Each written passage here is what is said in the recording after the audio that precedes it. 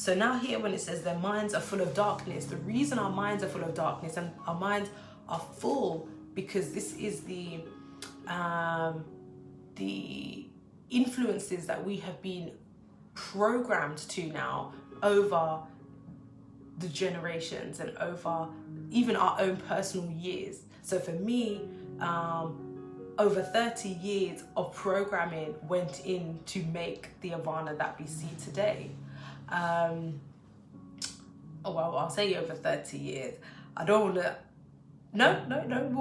Well, there's a lot, but obviously I'm now walking with God, so I can't say that the same programming has had or has the same impact on me as it did before, because before I just used to just eat it up. I was eating it up, but now it's more like I can taste something and be like, oh, no, that's not for me. That's not part of my diet anymore.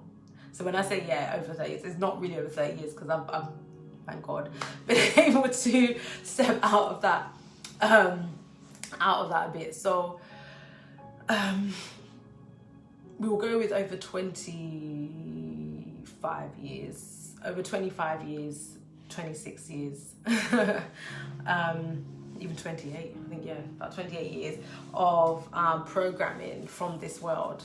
So my mind was full of darkness. Do you understand? Because the only thing that can come out of a society of darkness is darkness. If you go into a swamp that is polluted and you pull out water, the water will not be pure. The water can only be polluted. So there can never be purity within pollution.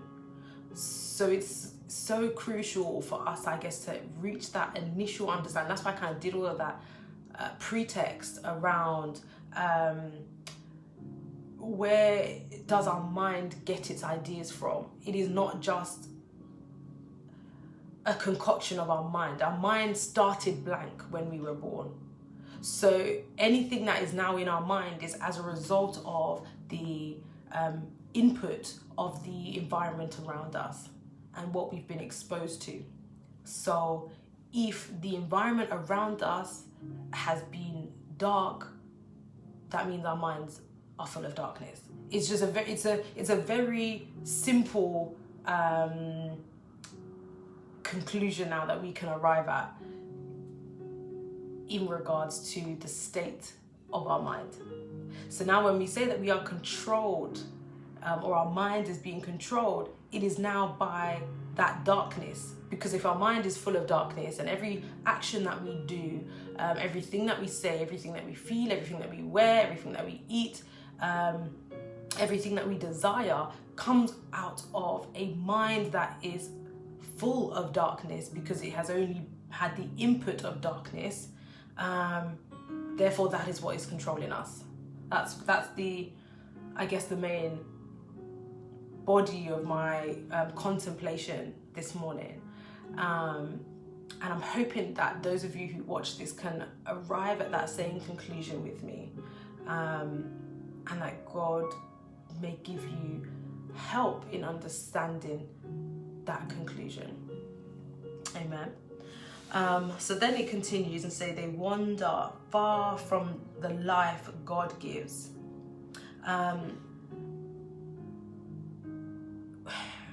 When you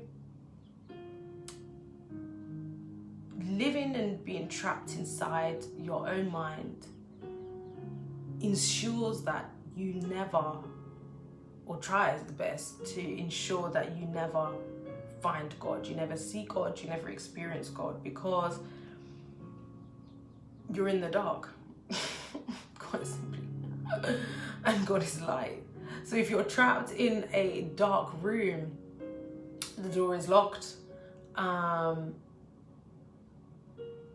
will you see, there's no windows, there's no entrance of light. How else can you ever see God? How else can you ever experience God if no light comes in to that space? So when I talk about the prison of the mind, and honestly, guys, it's so, I didn't really even acknowledge this or accept this before, but when I used to, when I was going through my own period of anxiety. It's a high level of, like, I had a very high level of anxiety about maybe 4 years ago, and I did go and I saw a therapist. I went to therapy. That's all I knew. And he used to ask me kind of like, what do you see? Like, do you ever like see anything when, you know, if you start thinking or feeling bad and low and stuff like that, like, have you ever seen anything or felt anything? So I said to him, you know, I said, to be honest, what I see is like a girl in a corner of a very dark room.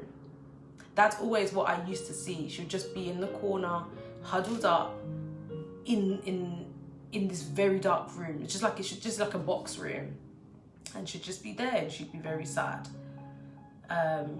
She'd be very sad in that corner, and I understood that to be my child self. She was the one that got trapped there from as young as the age of 8. She had been now just locked in this dark room, and she was very sad there. And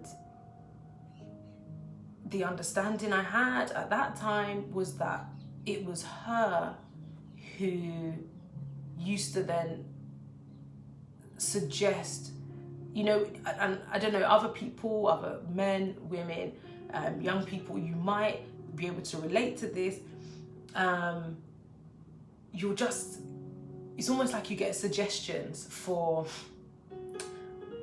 and like it's almost like someone is helping you, someone's coaching you to overthink something. Like, can you believe that guy said that?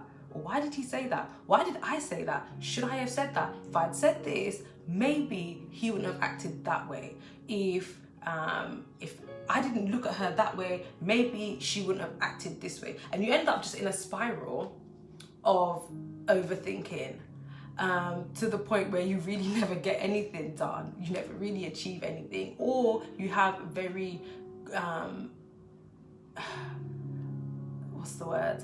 You just overreact to certain circumstances which maybe didn't really warrant that response, but you've just become so frustrated in that space now, you just, boom, just explode with like, and everyone's like, are you all right?